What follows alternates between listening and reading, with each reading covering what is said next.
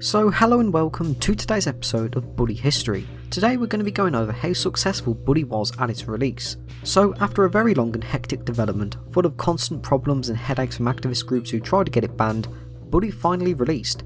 It came out to America on October 17th, 2006, to Europe on the 25th, and Australia on the 27th, to very positive reviews from many gaming outlets and players alike. Now many of Bully's reviews were extremely positive, citing the game had a very unique charm to it, with Rockstar Vancouver absolutely nailing the school aesthetic, while also bringing the world to life with its cast of lively characters, hilarious comedy that split itself from the typical GTA humour, and multiple stories. The main cast and NPCs of Bully got extremely high praise, all of whom had very distinct appearances and personalities. Many reviewers were surprised as GTA's NPCs were pretty basic when you think of it. They walk in a set path, they drive in a set path, and you'll probably see about 5 of the same NPC walking down the same street anyway. But with Bully's NPCs, they were described as charming, down-to-earth and memorable. You'd hear these characters talking to themselves or talking to their friends about what troubled them, who they hated, girl trouble, gossip, plans for the future and so much more. In fact, people were even more surprised when they found out all of these NPCs had first names and last names too, even if 90% of them had no role in the story themselves. Players and reviewers alike absolutely adored this because many of these characters were in fact very reminiscent to students who they went to school with or currently are going to school with, and is handled in a way that both satirises them but also brings nostalgia back. Of course, the people who were terrified about Bully being this game that will let them reenact Columbine and live out Grand Theft Auto in school, well, they were proven wrong pretty damn quickly in fact.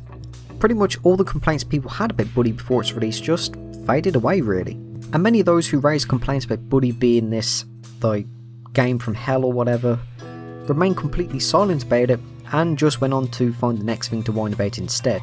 Bully's humour was also found to be hitting the spot perfectly. Unlike Grand Theft Auto, which relied on sexual innuendos, drugs and more adult oriented stuff, Bully was kinda laid back in that way and focused much more on childish humour. For example, throwing eggs at people, giving wedgies, catching Ernest reading adult magazines, exaggerated personalities and random quips from NPC when they're hitting the balls, to name some. Now of course, it didn't resonate with everyone who played it, with some saying it was a bit too childish for them, but of course comedy is subjective and that's a very fair comment to make. The world of Bullwurf also got a lot of positive reception because of how distinct every single area is. You have the relatively safe haven of Old Bullwurf Vale, which is home to Bullwurf's upper class. The areas are clean and buzzing with local run businesses versus say the dirty rundown area of New Coventry, which is ripe with crime, damaged buildings, not many open businesses and being home to Bullwurf's more poorer population, I guess you can say.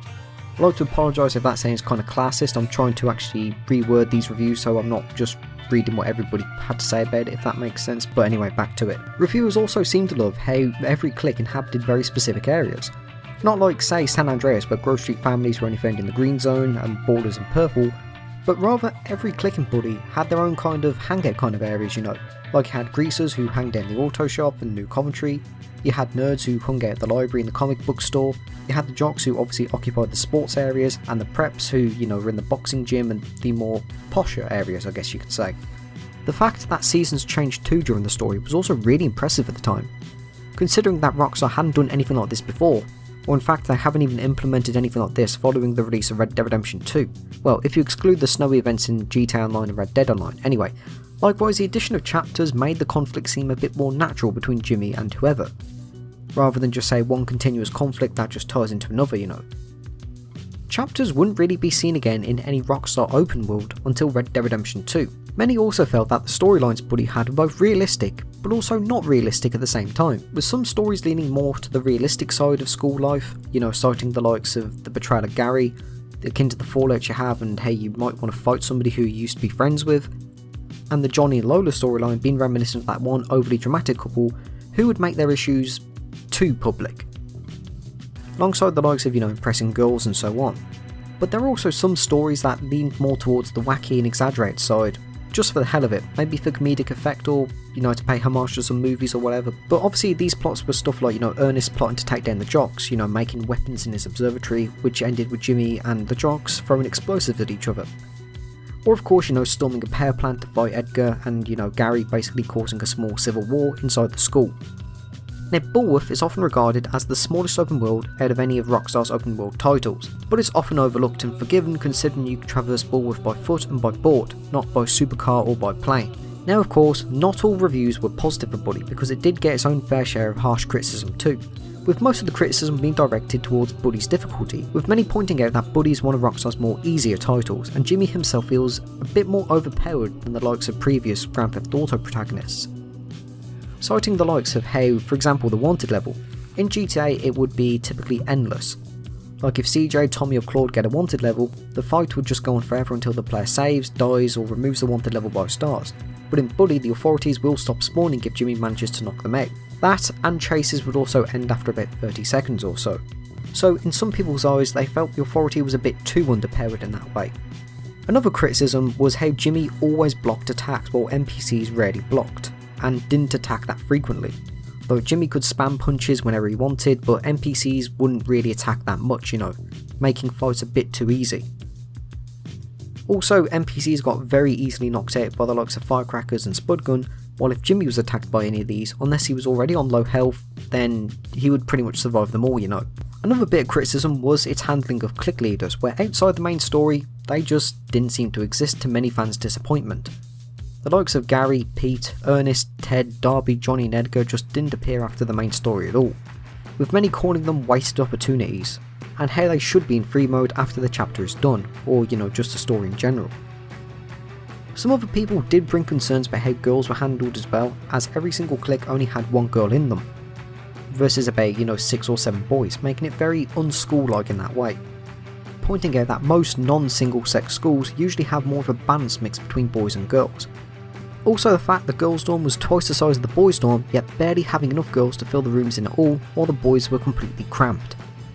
Now the soundtrack composed by Sean Lee also garnered its own fair share of praise too, with many claiming Sean's work really was amazing, how he managed to have such a wide variety of all kinds of different styles, as Sean's work included genres such as funk, rockabilly, new wave, synthpop, post-punk and many more. It was praised for giving such a unique and memorable vibe to whatever was happening when the soundtrack played, alongside getting positive reviews for attempting to pull off a fully dynamic score, but the soundtrack would sort of become more intense if the player got into a fight before calming down again. In fact, dynamic music like this in a Rockstar game wouldn't appear heavily again until I believe either Max Payne 3 or GTA 5, where much like Bully, the game's soundtrack would become much more intense in high action moments before calming down, when the action just slowed down. Likewise, many noted Sean had sampled a lot of iconic tracks from the 50s to the early 2000s, giving Bully both a slight hint of a licensed track, while also managing to give Bully its own unique identity, with quite a few tracks that were sampled being Another One Bites the Dust by Queen, which was sampled for the tagging theme, Billie Jean by Michael Jackson for the intro part of the Preppies theme, Skin Therapy by Mr. Dibbs heavily inspired the Bully's theme, Da Da Da by Trio for the Nerds theme, Human Fly by the Cramps for Norton's boss theme, and so much more. Basically, if I was going to list every single soundtrack sample, we'd be here all day. Now the soundtrack as well did get a few complaints, but it wasn't so much about Sean's work being poor or anything like that, in fact quite the opposite. Some people did say they found the soundtrack to be a little bit annoying how the tracks just restarted whenever anything changed. For example, you could be halfway through the walking theme, you get into a fight, you get chased, you hop on a bike or whatever, and then once that ends the walking theme just restarts again. And this was seen much more in missions that had a very heavy enemy presence. Another very tiny bit of criticism the soundtrack got was how it vastly overshadowed much of Bully's ambience. Players noticed the world of Bulworth had such surprisingly in-depth ambience, such as birds chirping in the woodlands, sound of people enjoying themselves at bars or arguing at home, church seminars being given, the sense of industrialisation going on in blue skies, or the school halls would be full of chatter during the day, all of which changed as the day went on.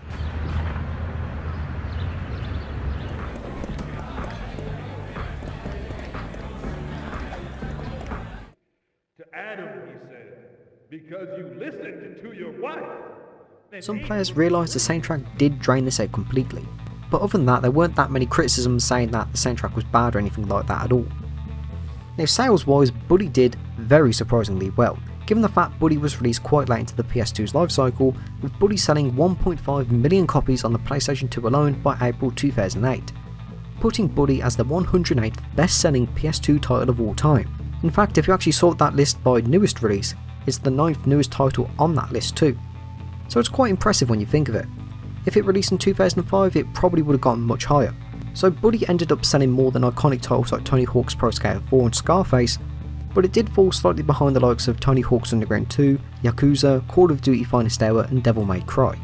Now Buddy, or should I say Canis Canamedit, did receive a Platinum Award for the ELSPA for achieving more than 300,000 sales in the United Kingdom alone. Of course, Buddy was released just in time for it to be applicable for many awards. So let's start off small with GameSpot's Game of the Year award for 2006. Buddy was a finalist for their best game release, and it was matched with 9 other games. These being Company of Heroes Dead Rising, Elder Scrolls 4 Oblivion, Final Fantasy VII, Gears of War, Legend of Zelda Twilight Princess, Okami, Tom Clancy's Rainbow Six Vegas, and Viva Pinata. However, Buddy didn't win this award because it only got 4% of the votes. It lost out to Gears of War, who won with 36% total. But Buddy did win Best Original Soundtrack Composition from GameSpot.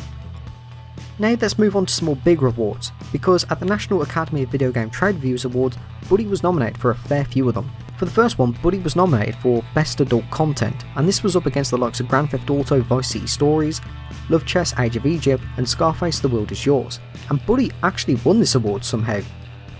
I'm not sure how it did, because Vice City Stories and Scarface are definitely much more adult, and I really cannot show anything from Love Chess Age of Egypt. Use your imagination as to why I can't show that. But next up, Buddy was nominated for Best Original Adventure. It was up against Alamo and The Lost Dutchman's Mine, Marvel Ultimate Alliance, Okami and Rule of Rose, and Buddy lost to Okami here. The following nomination was for Best Performance in a Comedy, and it was entered into 2 different categories, one for the main lead where Jerry Rosenthal, the voice of Jimmy, was nominated on behalf of Rockstar Games, and Best Supporting Role, where Peter Vack, the voice of Gary Smith, was nominated on behalf of Rockstar Vancouver. Sadly, Jerry Rosenthal didn't win this award as it went to Max Casella for voicing in Daxter. But Peter Vack won his award for his work with Gary Smith. He beat John Bell, who was in Alamo and The Lost Dutchman's Mine, Richard Horvitz in Destroy All Humans 2, and Seth Green in Family Guy. The final award Buddy was nominated for here was for Best Writing in a Comedy. Buddy was up against Destroy All Humans 2, Elite Beat Agents, Sam and Max, and Viva Pinata, but Buddy lost to Sam and Max here. You have to admit though, winning 2 out of the nominated 5 awards isn't that bad at all. Now next up were the Spike Awards, and Buddy was nominated for a fair few of them. The first award was for Best Performance by a Human Male, and here we had Jerry Rosenthal being nominated for his work as Jimmy. Surprisingly, Jerry was up against very big name celebrities. He was up against Seth MacFarlane for playing Peter, Stewie and Brian Griffin in the Family Guy game, Johnny Depp for keeping his role as Captain Jack Sparrow in the Pirates of the Caribbean game, Patrick Stewart for playing Emperor Uriel Septim VII in Elder Scrolls 4 Oblivion, and Kiefer Sutherland as Jack Bauer in 24 the game. Jerry didn't win this award as it went to Patrick Stewart. But you have to admit though, this was Jerry Rosenthal's first and final role in a main lead, and he was already up against the likes of Patrick Stewart and Johnny Depp. You have to admit though, that's quite a feat for somebody who just quite literally started out in a mainstream role. Now Sean Lee's work on the Buddy soundtrack was nominated for Best Original Soundtrack, and it was up against Elder Scrolls 4, Electroplankton and Okami, and once again Buddy lost out to Elder Scrolls 4. The third and final award Buddy was nominated for was for Best Action Game, where it was up against Saints Row, New Super Mario Bros, Dead Rising and Okami. Buddy lost again to Dead Rising. I think it's fair to say that Buddy's release went really well for Rockstar. Very positive reviews across the board, completely silenced those who wanted to get Buddy banned and proved them all wrong in the meantime, won its very fair share of awards, and sold surprisingly well. Buddy would later be re-released on PlayStation 3 in 2012 and the PlayStation 4 in 2016 under the PlayStation 2 Classics section, alongside a few other selections from the Rockstar catalogue, these being the GTA trilogy, Red Dead Revolver and The Warriors. Now these releases were the exact same as the PS2 versions, not Scholarship Edition, just with support for trophies and widescreen. And that's pretty much how Buddy's release was handled. As mentioned, it was a moderate success, so thank you for watching this video and have a great day.